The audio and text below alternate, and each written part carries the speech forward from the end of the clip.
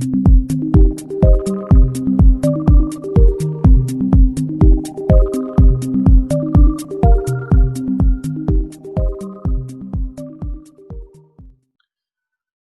good morning, friends. Once again, you are welcome on my channel, Raj Grammar Center. Still, you have not subscribed, just subscribe my channel and share with your friends. As you know, last time I taught four important figures of speech in part one. That is the simile, metaphor, alliteration, repetition. As you know, बहुत सारे लोगों ने request किया था sir थोड़ा इसको हिंदी में भी थोड़ा एक्सप्लेन करिए.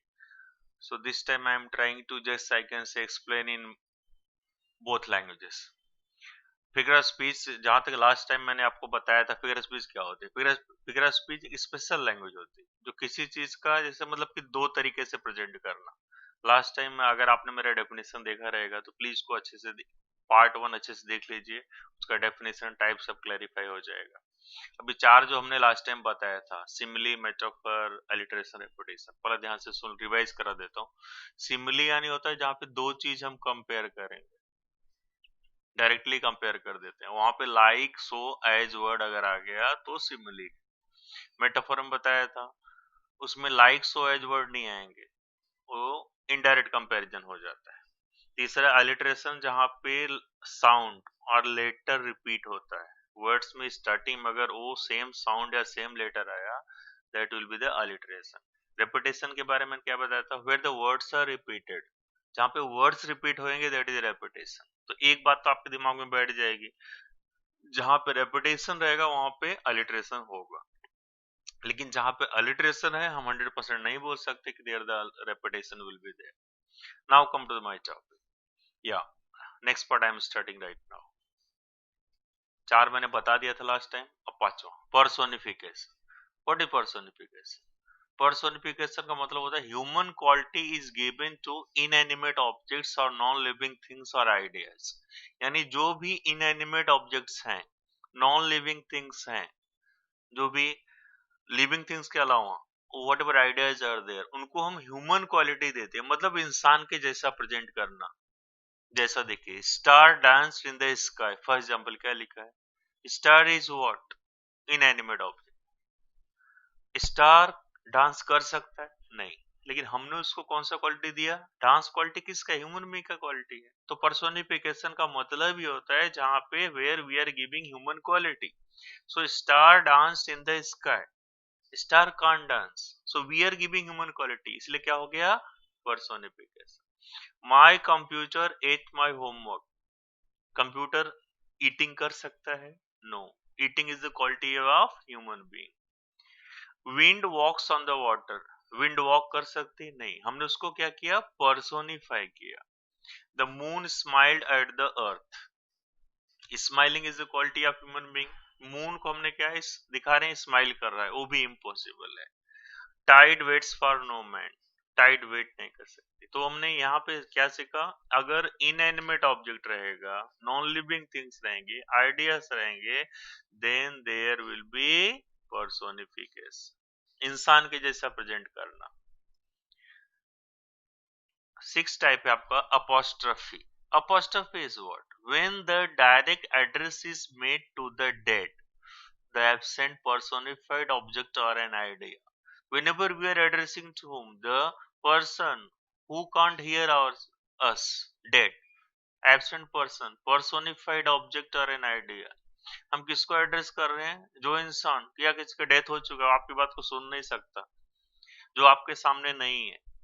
पर्सोनिफाइड, ह्यूमन बीइंग के जैसा प्रेजेंट कर रहे हैं.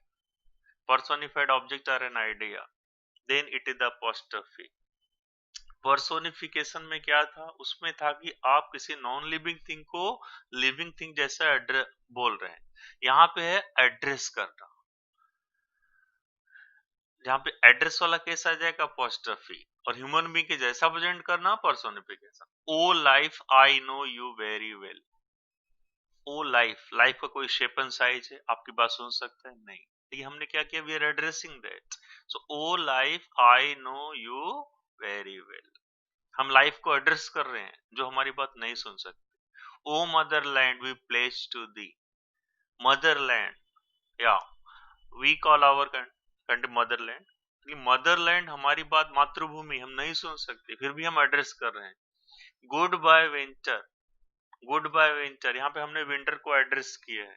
इसके अलावा इसमें गुड बाय विंटर यहाँ पे पर्सोनिफिकेशन भी हो सकता है, क्योंकि हमने पर्सोनिफाई किया है विंटर को।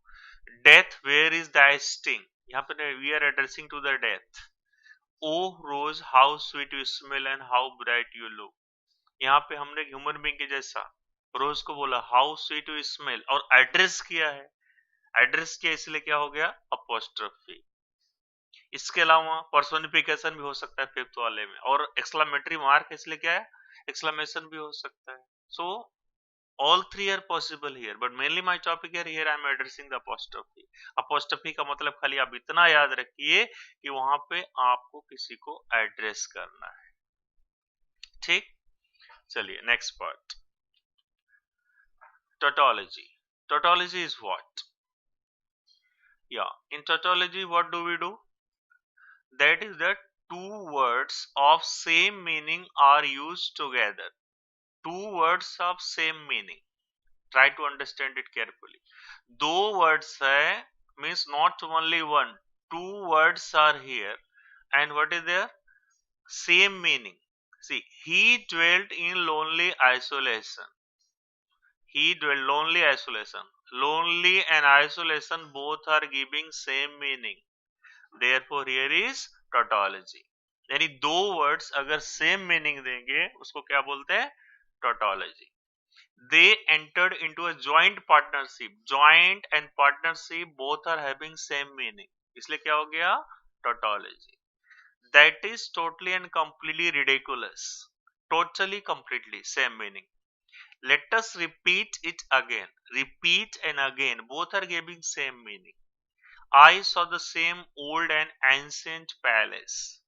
Old और ancient दोनों का मतलब एक ही है, इसलिए क्या हो गया, tautology. So tautology means what? I am clarifying both English and Hindi. Two words of same meaning are used together. If two words are there, they are giving the same meaning, it is tautology. अगर दो words आ रहे हैं, दो अलग अलग शब्द हैं और दोनों अगर एक ही मीनिंग देते हैं, उसका एक ही अर्थ आता है, then it is called the tautology. So what will you keep in mind for this one? Two words of same meaning are used together, then it is called tautology.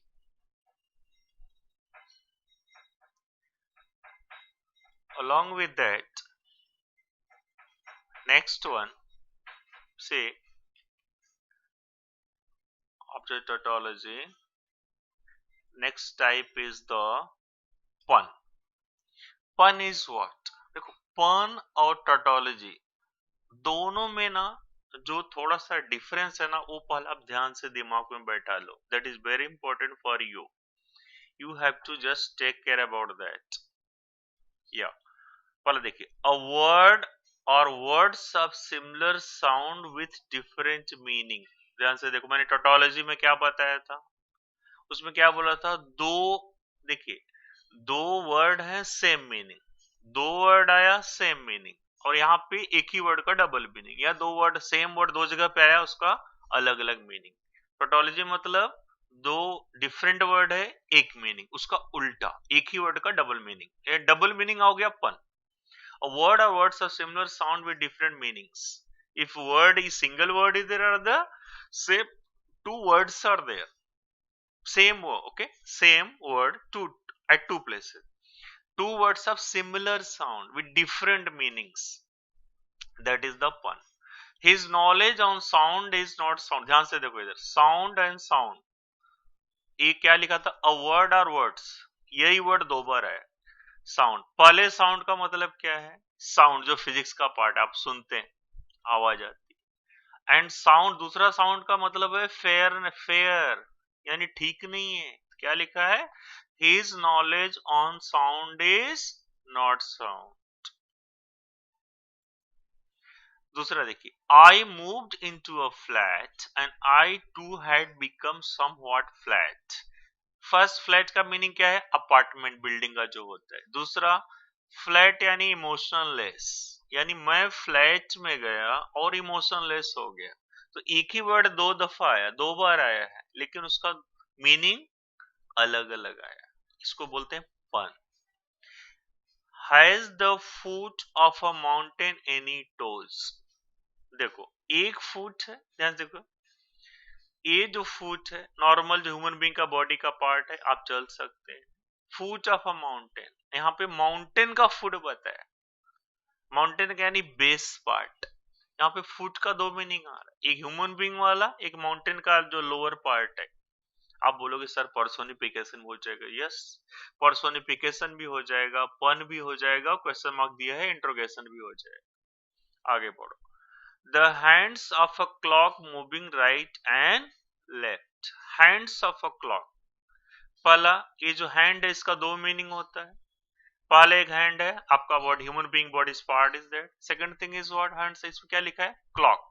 जो क्लॉक का जो needle है, for that one what the poet है, what the word is use here, hand. तो hand का दो meaning आया, एक ह्यूमन बीइंग के बॉडी का पार्ट है, दूसरा वाला क्लॉक का जो पार्ट्स है उसका जो नीडल है। Have you ever seen a reverse bed? पहला बेड क्या हो गया, जो बेड पे आप सोते हो, फर्नीचर वाला। दूसरा बेड क्या लिखा है, bottom of a river. Have you ever seen a reverse bed? तो यहाँ पे जो मैंने आपको एग्जांपल्स दिखाया है, देखिए ये साउंड आया, दो बार आया, दोनों का अलग मीनिंग। फ्लैट दो बार आया, एक ही वर्ड दो बार आया, मैंने लिखा था अ वर्ड और वर्ड्स डिफरेंट मीनिंग। फुट एक ही बार आया लेकिन दो मीनिंग आ रहा है, हैंड्स एक ही बार आया लेकिन दो मीनिंग आ रहा है, बेड एक ही बार आया, दो मीनिंग आ रहा है। So what I am saying, it is called pun. So I here what I taught you first, apostrophe मैंने बोला किसी को एड्रेस करना जो आपके सामने नहीं है। Tautology is what is, okay, या before apostrophe I clarified one more yeah, apostrophe and tautology, pun, and one more was there, yeah, personification. Personification, okay, let me, personification is what we are presenting anything like human being, किसी चीज को हम इंसान की जैसा quality देकर present कर रहे हैं। अपॉस्ट्रोफी यानी किसी को एड्रेस करना, हु कांट हियर यू, जो आपकी बात नहीं सुन सकता है। Tautology is what, tautology is what where the two different words giving same meaning, और पन में रहेगा एक ही वर्ड का दो मीनिंग। ये चारों आई थिंक क्लैरिफाई हो गया आपके दिमाग में। इसके पहले मैंने चार बताया था पार्ट वन में, और बाकी ऐसे नेक्स्ट 4-5 टाइप्स के लिए आप मेरा नेक्स्ट वीडियो देखिए। और at last what can I say you, if you have not subscribed my channel, of course your like, your likeness especially for the video, your subscription, if you're watching video, these things really motivate us just for doing something different next time. So really I'm requesting my all dear and precious friends, really thanks for watching my video. If you have not subscribed my channel, please kindly subscribe, it is very important, especially is the for us, just for getting motivation, encouragement, and please just once again I'm saying, press the like button, share my video with your friends. Thanks a lot, God bless you.